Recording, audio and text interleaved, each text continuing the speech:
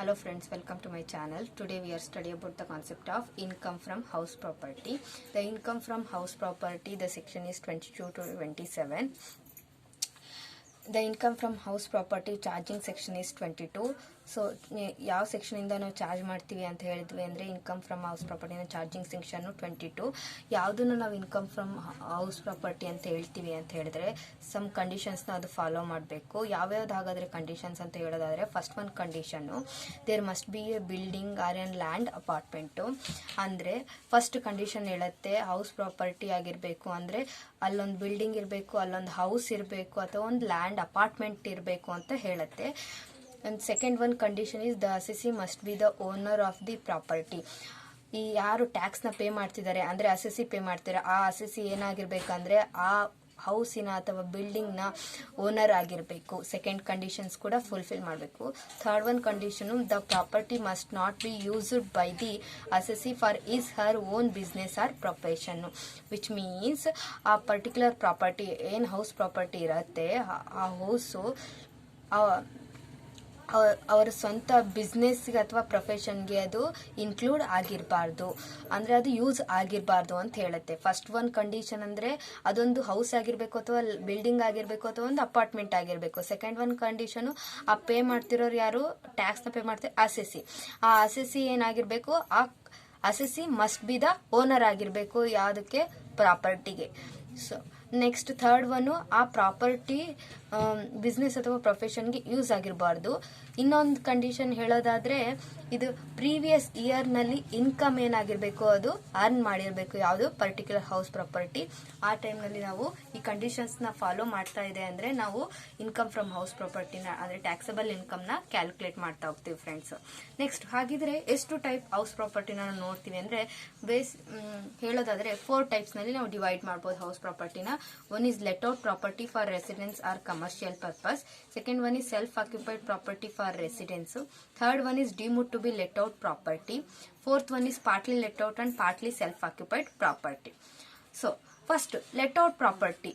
Let out property means the income will earn by the property. ಅಥವಾ ಯಾವ ಪ್ರಾಪರ್ಟಿನ ರೆಂಟಿಗೆ ಕೊಟ್ಟಿರ್ತೀವಿ ಹೌಸನ್ನ ಅದು ನಾವು ಲೆಟ್ ಔಟ್ ಪ್ರಾಪರ್ಟಿ ಅಂತೀವಿ. ಅದರಿಂದ ನಮಗೆ ಏನಾಗುತ್ತೆ ಇನ್ಕಮ್ ಅರ್ನ್ ಆಗುತ್ತೆ. ಅಂದರೆ ಬಾಡಿಗೆಯನ್ನ ನಾವು ಕೊಟ್ಟಿರೋದನ್ನ ನಾವೇನಂತೀವಿ let out property. Let out property ಅಂದರೆ ನಾವು ಯಾವ ಹೌಸನ್ನ ಬಾಡಿಗೆ ಕೊಟ್ಟಿದ್ದೀವಿ ಅದನ್ನು ನಾವೇನಂತೀವಿ ಅದರಿಂದ ನಮಗೆ ರೆಂಟ್ ಬರ್ತಾ ಇದೆ ಅಂದರೆ ಅಂಥ ಪ್ರಾಪರ್ಟಿನ ಲೆಟ್ ಔಟ್ ಅಂತೀವಿ.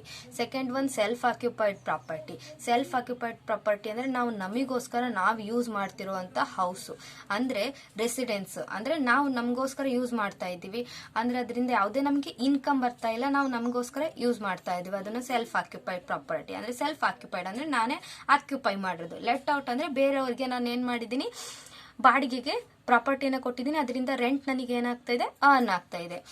Next deemed to be let out property, partly let out and partly self occupied property ಅಂತ ಹೇಳ್ತಾ ಹೋಗ್ತೀವಿ friends. First one let out property. Let ಔಟ್ ಪ್ರಾಪರ್ಟಿಯಲ್ಲಿ ಟ್ಯಾಕ್ಸಬಲ್ ಇನ್ಕಮ್ನ ನಾವು ಯಾವ ರೀತಿ ಕ್ಯಾಲ್ಕುಲೇಟ್ ಮಾಡ್ತಾ ಹೋಗ್ತೀವಿ ಅನ್ನೋ ಒಂದು ಫಾರ್ಮ್ಯಾಟ್ನ ತಿಳ್ಕೊಳ್ತಾ ಹೋಗೋಣ friends. First one municipal rental value, fair rental value. Whichever is higher ಅದನ್ನ ನಾವು ನೋಷನಲ್ ರೆಂಟ್ ಅಂತ ಹೇಳ್ತೀವಿ. Notional rent, standard rent, whichever is lower ಅದನ್ನ ನಾವು ಎಕ್ಸ್ಪೆಕ್ಟೆಡ್ ರೆಂಟ್ ಅಂತ ತಗೊಳ್ತೀವಿ. ಬಂದಿರೋ ಎಕ್ಸ್ಪೆಕ್ಟೆಡ್ ರೆಂಟು ಆಕ್ಚುಯಲ್ ರೆಂಟ್ನಲ್ಲಿ ವಿಚ್ ಎವರ್ ಈಸ್ ಹೈಯರು ಅದನ್ನ ನಾವೇನಂತ ಕರಿತೀವಿ ಅಂದರೆ gross annual value before vacancy period of loss ಅಂತ ಹೇಳ್ತಾ ಹೋಗ್ತೀವಿ ಫ್ರೆಂಡ್ಸ್. ಸೊ ನೆಕ್ಸ್ಟ್ ಈ gross annual value before vacancy period of ಲಾಸ್ನಲ್ಲಿ ಲೆಸ್ ಮಾಡ್ತೀವಿ. ವೇಕೆನ್ಸಿ ಪೀರಿಯಡ್ ಆಫ್ ಲಾಸ್ನ ಲೆಸ್ ಮಾಡಿದ್ವಿ ಅಂದರೆ ನಮಗೆ ಗ್ರಾಸ್ ಆನ್ಯುಯಲ್ ವ್ಯಾಲ್ಯೂ ಸಿಗತ್ತೆ. ಈ ಗ್ರಾಸ್ ಆನ್ಯುಯಲ್ ವ್ಯಾಲ್ಯೂನಲ್ಲಿ less municipal tax paid by the assessee during the period ಅಥವಾ ಓನರ್ ಅದನ್ನ ಲೆಸ್ ಮಾಡಿದ್ವಿ ಅಂದ್ರೆ ನೆಟ್ ಆನ್ಯುಯಲ್ ವ್ಯಾಲ್ಯೂ. ಅದರಲ್ಲಿ ಲೆಸ್ ಮಾಡ್ತೀವಿ ಏನನ್ನ ಡಿಡಕ್ಷನ್ಸ್ನ ಅಂಡರ್ ಸೆಕ್ಷನ್ 24 ಡಿಡಕ್ಷನ್ಸ್ ನ ಲೆಸ್ ಮಾಡ್ತೀವಿ. ಅದರಲ್ಲಿ 2 ಡಿಡಕ್ಷನ್ಸ್ ನೋಡ್ತೀವಿ. ಒಂದು standard deduction 30% on net annual value, another one deduction is interest on borrowing capital. So first one ಹಾಗಿದ್ದಾಗ ಇದೊಂದು ಫಾರ್ಮ್ಯಾಟ್ ತಿಳ್ಕೊಂಡ್ವಿ ಅಂದ್ರೆ ಕ್ಯಾಲ್ಕುಲೇಟ್ ಮಾಡೋದು ಯಾವ ರೀತಿ ಅಂತ. ಹಾಗಿದ್ರೆ ಮುನ್ಸಿಪಲ್ ರೆಂಟಲ್ ವ್ಯಾಲ್ಯೂ ಅಂದ್ರೆ ಏನು ಅನ್ನೋ ಕ್ವಶನ್ ರೈಸ್ ಆಗುತ್ತೆ. ಫೇರ್ ರೆಂಟಲ್ ವ್ಯಾಲ್ಯೂ ಅಂದ್ರೆ ಏನು, ನೋಷನಲ್ ರೆಂಟ್ ಅಂದ್ರೆ ಏನು, ಸ್ಟ್ಯಾಂಡರ್ಡ್ ರೆಂಟ್ ಅಂದ್ರೆ ಏನು, ಎಕ್ಸ್ಪೆಕ್ಟೆಡ್ ರೆಂಟ್ ಅಂದ್ರೆ ಏನು, ಆಕ್ಚುಯಲ್ ರೆಂಟ್ ಅಂದ್ರೆ ಏನು ಅಂತ ತಿಳ್ಕೊಳ್ಬೇಕು. So municipal rent Municipal rental value means the municipal corporation or a committee conducts a periodical survey of the house property in their local limits for the purpose of levying local taxes. On the basis of the survey conducted, the rental value are fixed, which serves as the basis for the levying tax. Means municipal corporation ಒಂದು ಸರ್ವೇನ periodical ಸರ್ವೇನ conduct ಮಾಡುತ್ತೆ house property ಮೇಲೆ local limit ಅಂದ್ರೆ ಅದರ local limit ಅಂತ ಏನಂತ ತಿಳ್ಕೊಂಡು, ಯಾಕೆ ಅಂದ್ರೆ ಲೋಕಲ್ ಟ್ಯಾಕ್ಸ್ ನ ಹಾಕೋದಕ್ಕೋಸ್ಕರ. ಸೊ ಆ ಸರ್ವೆಯಲ್ಲಿ ಆ ಪರ್ಟಿಕ್ಯುಲರ್ ಹೌಸ್ಗಳಿಗೆ ಸಮ್ ರೆಂಟಲ್ ವ್ಯಾಲ್ಯೂನ ಫಿಕ್ಸ್ ಮಾಡತ್ತೆ. ಸೊ ಅಂತ ವ್ಯಾಲ್ಯೂನ ನಾವು ಏನಂತ ಹೇಳ್ತೀವಿ ಅಂದ್ರೆ ಮುನ್ಸಿಪಲ್ ರೆಂಟ್ ವ್ಯಾಲ್ಯೂ ಅಂತ ಹೇಳ್ತಾ ಹೋಗ್ತೀವಿ friends. Means municipal rent value ಅಂತ ಹೇಳಿದ್ವಿ ಅಂದ್ರೆ ಮುನ್ಸಿಪಲ್ ಕಾರ್ಪೊರೇಷನ್ ಸಮ್ ವ್ಯಾಲ್ಯೂಸ್ ನ ರೆಂಟ್ ವ್ಯಾಲ್ಯೂಸ್ ನ ಫಿಕ್ಸ್ ಮಾಡುತ್ತೆ ಪರ್ಟಿಕ್ಯುಲರ್ ಹೌಸ್ಗೆ for the purpose to taking a tax or levying a tax. That value should be called as municipal rental value friends. Second one is fair rental value. Fair rental value ಅಂದ್ರೆ rent of a similar type of house in the same locality. Same ಲೊಕ್ಯಾಲಿಟಿನಲ್ಲಿ similar house ಏನಾದ್ರು ಇತ್ತು ಅಂದ್ರೆ ಆ ಹೌಸ್ಗೆ ಏನ್ value ಇರುತ್ತೋ ಅದನ್ನೇ ನಾವು ಅಂತಹ ವ್ಯಾಲ್ಯೂನ ಸಿಮಿಲರ್ ಹೌಸಿನ ವ್ಯಾಲ್ಯೂನ ನಾವೇನಂತೀವಿ ಫೇರ್ ರೆಂಟಲ್ ವ್ಯಾಲ್ಯೂ ಅಂತ ಹೇಳ್ತಾ ಹೋಗ್ತೀವಿ. Rent of a similar type of house in the same locality. ಹೌದು, ಸಿಮಿಲರ್ ಟೈಪ್ ನಿಮ್ಮ ಮನೆ ತರನೇ ಇನ್ನೊಂದು ಮನೆ ಇತ್ತು ಅಂದ್ರೆ ನಿಮ್ ಸೇಮ್ ಲೊಕ್ಯಾಲಿಟಿನಲ್ಲಿ ಅದಕ್ಕೆ ಏನ್ ವ್ಯಾಲ್ಯೂ ಇರುತ್ತೆ ಅದೇ ವ್ಯಾಲ್ಯೂನೇ ನಾವು ಈ ಪರ್ಟಿಕ್ಯುಲರ್ ನಿಮ್ಮ ಹೌಸಿಗೂ ಕೂಡ ಹೇಳ್ತಾ ಹೋಗ್ತೀವಿ. ಸೊ ಇದನ್ನ ನಾವೇನ್ ಅನ್ಬೋದು ಫೇರ್ ರೆಂಟಲ್ ವ್ಯಾಲ್ಯೂ ಅಂತ ಹೇಳ್ತೀವಿ. Next one is standard rent. Standard rent ಅಂದ್ರೆ rent fixed and under the rent control act friends. Means rent ನ ಫಿಕ್ಸ್ ಮಾಡ್ತಾರೆ ಪರ್ಟಿಕ್ಯುಲರ್ ಹೌಸಸ್ ಗಳಿಗೆ ಏನು ರೆಂಟ್ ಕಂಟ್ರೋಲ್ ಆಕ್ಟ್ ಪ್ರಕಾರ. ಸೊ ಅದು ನಾವು ಸ್ಟ್ಯಾಂಡರ್ಡ್ ರೆಂಟ್ ಅಂತ ಹೇಳ್ತೀವಿ. Next one is expected rent.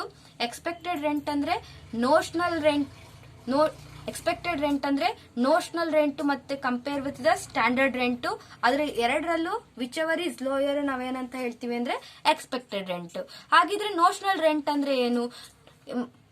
Municipal rental value compare with the fair rental value whichever is higher should be called as notional rent friend. ಅಂದ್ರೆ municipal rental value ಮತ್ತೆ compare ಮಾಡ್ತೀವಿ ಯಾವ್ದ್ರ ಜೊತೆಗೆ fair rental value ಜೊತೆಗೆ. ಅವೆರಡು compare ಮಾಡಿದಾಗ ಎರಡರಲ್ಲೂ ಯಾವ್ದು ಹೈಯೆಸ್ಟ್ ಇರುತ್ತೆ ಅದನ್ನ ನಾವೇನಂತ ತಗೊಳ್ತೀವಿ ನೋಷನಲ್ ರೆಂಟ್ ವ್ಯಾಲ್ಯೂ ಅಂತ ಹೇಳ್ತಾ ಹೋಗ್ತೀವಿ. Next one is actual rent.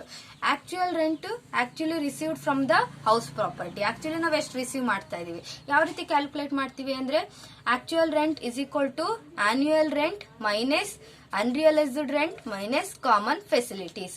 Annually totally ಎಷ್ಟು ರೆಂಟ್ ಬರಬೇಕು. ಫಾರ್ ಎಕ್ಸಾಂಪಲ್ 1 lakh ನನಗೆ ಬರಬೇಕು ಅಂದ್ರೆ ಅದರಲ್ಲಿ ನನಗೆ ಒಂದು 20,000 ಅವ್ರು ನನಗಿನ್ನೂ ರಿಸೀವ್ ಮಾಡಿಲ್ಲ. ರಿಸೀವ್ ಅಂದ್ರೆ ಅನ್ರಿಯಲೈಸ್ ಆಗಿಲ್ಲ, ನಾನು ರಿಕವರಿ ಆಗಿಲ್ಲ, ಅವ್ರು ನನಗೆ ಕೊಟ್ಟಿಲ್ಲ ಅಂದ್ರೆ ಅದನ್ನ ನಾನು ಲೆಸ್ ಮಾಡ್ತೀನಿ. ಅದ್ರ ಜೊತೆಲಿ ಕಾಸ್ಟ್ ಆಫ್ ಕಾಮನ್ ಫೆಸಿಲಿಟೀಸ್. ಯಾವ್ಯಾವ ಕಾಸ್ಟ್ ಆಫ್ ಕಾಮನ್ ಫೆಸಿಲಿಟೀಸ್ ಅಂದ್ರೆ ಹೌಸಿಗೆ ಸ್ವಿಮ್ಮಿಂಗ್ ಪೂಲ್ ಮೇಂಟೆನೆನ್ಸ್ ಚಾರ್ಜಸ್ ಆಗಿರ್ಬೋದು, lift and pump maintenance charge ಆಗಿರ್ಬೋದು, lightings of stairs and corridors ಆಗಿರ್ಬೋದು, salary of gardener and watchman, water and electricity charge, ಈ ಮತ್ತೆ extra ಇನ್ನೇನ್ common facilities ಇರುತ್ತೆ ಅದ್ರ ಕಾಸ್ಟ್ ಎಲ್ಲ ನಾನು ಆನ್ಯುಯಲ್ ರೆಂಟ್ ನಲ್ಲಿ ಲೆಸ್ ಮಾಡ್ತೀನಿ. ಉಳಿದಿರುವಂತಹ ನಾವು ಅಮೌಂಟ್ ನಾವೇನಂತ ಕರಿತೀವಿ ಅಂದ್ರೆ ಆಕ್ಚುಯಲ್ ರೆಂಟ್. ಆಕ್ಚುಯಲ್ ರೆಂಟ್ ಅಂದ್ರೆ annual rent minus unrealised rent minus cost of common facilities friends. ಹಾಗಿದ್ರೆ ಅನ್ರಿಯಲೈಸ್ಡ್ ರೆಂಟ್ ಅಂದ್ರೆ ಏನು? Rent could not be realised by the owner from his her tenant. ಅದೇ ಅವ್ರ ಬಾಡಿಗೆದಾರರಿಂದ ಅವ್ರಿಗೆ ಯಾವ್ದು ಆ ಪರ್ಟಿಕ್ಯುಲರ್ ಅಷ್ಟು ಅಮೌಂಟ್ ಏನಾಗಿರುತ್ತೆ ಅವ್ರು ಕೊಡ್ಬೇಕಾಗಿರುತ್ತೆ, ಬಟ್ ಅದನ್ನ ರಿಯಲೈಸ್ ಆಗಿರಲ್ಲ, ಅವ್ರು ಕೊಟ್ಟಿರಲ್ಲ, ಅದನ್ನ ನಾವು ಅನ್ರಿಯಲೈಸ್ಡ್ ರೆಂಟ್ ಅಂತ ಹೇಳ್ತೀವಿ. ಹಾಗೆ ಇನ್ನೊಂದು ವೇಕೆನ್ಸಿ ಪೀರಿಯಡ್ ರೆಂಟ್ ಅಂತ ಹೇಳ್ತೀವಿ. ವೇಕೆನ್ಸಿ ಪೀರಿಯಡ್ ರೆಂಟ್ ಅಂದ್ರೆ ಫಾರ್ ಎಕ್ಸಾಂಪಲ್ ನಾನು ಸಮ್ ಮಂತ್ಸ್ ಆ ಇಯರ್ ನಲ್ಲಿ ಬಾಡಿಗೆ ಕೊಡಕ್ ಆಗಿರಲ್ಲ, ಬಾಡಿಗೆ ಇಲ್ದಲೇ ಅದು ಖಾಲಿ ಇರುತ್ತೆ. ಸೊ ಖಾಲಿ ಇದ್ದಿದ್ದೇನಾಯ್ತು ಅದು ನನಗೆ ಲಾಸ್ ಆಯ್ತು. ಸೊ ವೆಕೆಂಟ್ ಆಗಿದೆ ಆ ಹೌಸ್, ಅಷ್ಟು ದಿನ ಖಾಲಿ ಇದೆ. ಸೊ ಅಲ್ಲಿ ಲಾಸ್ ಇಂದ ನಾವು ಕ್ಯಾಲ್ಕುಲೇಟ್ ಮಾಡ್ತೀವಿ, ಅದನ್ನ ವೇಕೆನ್ಸಿ ಪೀರಿಯಡ್ ಆಫ್ ಲಾಸ್ ಅಂತ ಕ್ಯಾಲ್ಕುಲೇಟ್ ಮಾಡ್ತೀವಿ. So rent for the period during which let out property has remained vacant with the previous year. ಆ ಪ್ರೀವಿಯಸ್ ಇಯರ್ ನಲ್ಲಿ ನಾವೇನ್ ಕ್ಯಾಲ್ಕುಲೇಟ್ ಮಾಡ್ತಾ ಇದೀವಿ, ಪ್ರೀವಿಯಸ್ ಇಯರ್ ಅಂದ್ರೆ ಇನ್ಕಮ್ ನ ಅರ್ನ್ ಮಾಡೋ ಇಯರ್. ಅದೇ ಅಸೆಸ್ಮೆಂಟ್ ಇಯರ್ ಅಂದ್ರೆ ನಾವು ಟ್ಯಾಕ್ಸ್ ಅನ್ನ ಪೇಮೆಂಟ್ ಮಾಡೋ ಇಯರ್. ಸೊ ಹಾಗಿದಾಗ ಪ್ರೀವಿಯಸ್ ಇಯರ್ ಮೇಲೆ ನಾವು ಟ್ಯಾಕ್ಸಬಲ್ ಎಷ್ಟು ಇನ್ಕಮ್ ಬಂದಿದೆ ಅನ್ನೋದನ್ನ ಕ್ಯಾಲ್ಕುಲೇಟ್ ಮಾಡ್ಬೇಕಾಗಿರೋದು. ಆ ಪ್ರೀವಿಯಸ್ ಇಯರ್ ನಲ್ಲಿ ಸಮ್ ಮಂತ್ ಏನಾಗಿರುತ್ತೆ, ವೆಕೆಂಟ್ ಆಗಿರುತ್ತೆ. ಅಂದ್ರೆ ಸಮ್ ಮಂತ್ ನಾವು ಬಾಡಿಗೆ ಕೊಟ್ಟಿರೋಲ್ಲ, ಹಾಗೆ ನಾವು ಹಾಗೆ ಇಟ್ಕೊಂಡಿರ್ತೀವಿ. ನೆಕ್ಸ್ಟ್ ಬಾಡಿಗೆ ಬಂದ್ರು ಅಂದ್ರೆ ಆ ಟೈಮ್ ನಲ್ಲಿ ಕೊಡ್ತೀವಿ. ಹಾಗಿದ್ದಾಗ ಆ ಮಂತ್ ಇಂದ ನಮಗೆ ಏನಾಯ್ತು, ಲಾಸ್ ಆಯ್ತು. ಆ ಲಾಸ್ ಅನ್ನ ನಾವು ವೇಕೆನ್ಸಿ ಪೀರಿಯಡ್ ರೆಂಟ್ ಅಂತ ಕ್ಯಾಲ್ಕುಲೇಟ್ ಮಾಡ್ತೀವಿ friends. Next deductions from annual value. Net annual value ನಲ್ಲಿ ನಾವು ಡಿಡಕ್ಷನ್ ಮಾಡ್ತೀವಿ. ಏನನ್ನ ಡಿಡಕ್ಷನ್ ಮಾಡ್ತೀವಿ? ಡಿಡಕ್ಷನ್ ಅಂದ್ರೆ ಸ್ವಲ್ಪ ಅಮೌಂಟ್ ರೆಡ್ಯೂಸ್ ಮಾಡ್ತಾ ಹೋಗ್ತೀವಿ ಟ್ಯಾಕ್ಸಬಲ್ ನಲ್ಲಿ, ಅದು ನಾವು ಡಿಡಕ್ಷನ್ ಅಂತ ಹೇಳ್ತೀವಿ. ಯಾವ್ದಾವ್ ಡಿಡಕ್ಷನ್ ಹಂಗಾರೆ? First one is standard deduction under section 24A. So deduction section 24 ಪ್ರಕಾರ ಕೊಡ್ತೀವಿ. ಅದರಲ್ಲಿ 2 ಡಿಡಕ್ಷನ್ಸ್, ಒಂದು standard deduction under section 24A on net annual value, interest on housing loan under section 24B ಅಂತ 2 ಡಿಡಕ್ಷನ್ಸ್ ಕೊಡ್ತೀವಿ friends. Standard deduction ನಾವು ಯಾವಾಗ್ಲೂ ಕೂಡ ಕೊಡೋದು ಯಾವ್ದ್ರ ಮೇಲೆ? ನೆಟ್ ಆನ್ಯುಯಲ್ ವ್ಯಾಲ್ಯೂ ಮೇಲೆ ಕೊಡ್ತೀವಿ. ಏನೇ ಎಕ್ಸ್ಟ್ರಾ ಅವ್ರು ಖರ್ಚು ಮಾಡಿದ್ರು ಕೂಡ ನಾವು ಅದ್ರಲ್ಲಿ ಓನ್ಲಿ ಡಿಡಕ್ಷನ್ಸ್ ಕೊಟ್ಟಿರೋದು 30% ಆನ್ ನೆಟ್ ಆನ್ಯುಯಲ್ ವ್ಯಾಲ್ಯೂ ಮೇಲೆ ನಾವು ಪ್ರೊವೈಡ್ ಮಾಡ್ತಾ ಹೋಗೋದು. ಈ ಸ್ಟ್ಯಾಂಡರ್ಡ್ ಡಿಡಕ್ಷನ್ ಲೆಟ್ ಔಟ್ ಪ್ರಾಪರ್ಟಿಗೆ 30% on net annual value, but self occupied ಪ್ರಾಪರ್ಟಿಗೆ ನಾವು ಯಾವುದೇ ಸ್ಟ್ಯಾಂಡರ್ಡ್ ಡಿಡಕ್ಷನ್ಸ್ ನ ಪ್ರೊವೈಡ್ ಮಾಡಲ್ಲ friends. Next interest on housing loan. Interest on housing loan ಅಂದ್ರೆ ನಾನು ಪ್ರೀವಿಯಸ್ ಇಯರ್ ಅಥವಾ ನಾನೊಂದು ಹೌಸ್ ನಾನು ಬಿಲ್ಡ್ ಮಾಡ್ತಾ ಇದ್ದೀನಿ ಅಂದ್ರೆ, ಕನ್ಸ್ಟ್ರಕ್ಟ್ ಮಾಡ್ತಾ ಇದ್ದೀನಿ ಅಂದ್ರೆ, ಕಂಪ್ಲೀಟ್ ಮಾಡ್ತಾ ಇದ್ದೀನಿ ಅಂದ್ರೆ ನಾನು ಲೋನ್ ತಗೊಂಡಿರ್ತೀನಿ.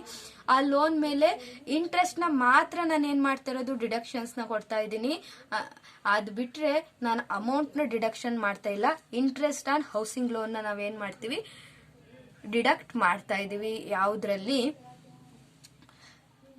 ನಾವು ಟ್ಯಾಕ್ಸಬಲ್ ಇನ್ಕಮ್ ನಲ್ಲಿ ನಮ್ಗೆ ಅಂದ್ರೆ ನಾವು ಟ್ಯಾಕ್ಸ್ ನಲ್ಲಿ ಅಂದ್ರೆ ಟ್ಯಾಕ್ಸ್ ಕಟ್ಟಕ್ಕೂ ಈ ಟ್ಯಾಕ್ಸಬಲ್ ಇನ್ಕಮ್ ನ ಪ್ರಿಪೇರ್ ಮಾಡಬೇಕಾದ್ರೆ ನಾವು ಎರಡನ್ನ ಡಿಡಕ್ಟ್ ಮಾಡ್ತೀವಿ. ಒಂದು ಸ್ಟ್ಯಾಂಡರ್ಡ್ ಡಿಡಕ್ಷನ್ 24A, ಇನ್ನೊಂದು ಇಂಟ್ರೆಸ್ಟ್ ಆನ್ ಹೌಸಿಂಗ್ ಲೋನ್.